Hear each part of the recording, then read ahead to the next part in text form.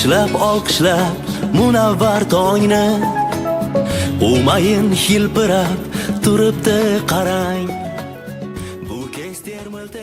Bugun yurtimiz bo'ylab O'zbekiston Respublikasi bayrog'ining 34 yilligi keng nishonlanmoqda.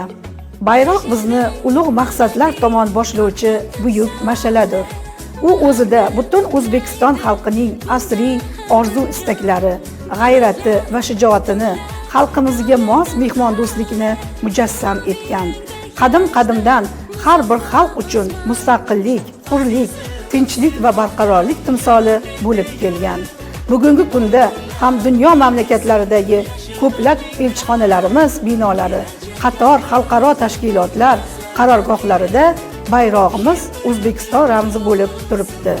Musaffo osmonimiz uzra sarbaland qaddimiz va qadrimiz timsoli bo'lgan bayrog'imizni hamisha e'zozlaylik va boshimiz uzra baland ko'taraylik.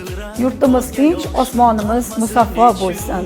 O'zbekiston Respublikasi bayrog'i hamisha ko'klarimizda qilpirab turaversin.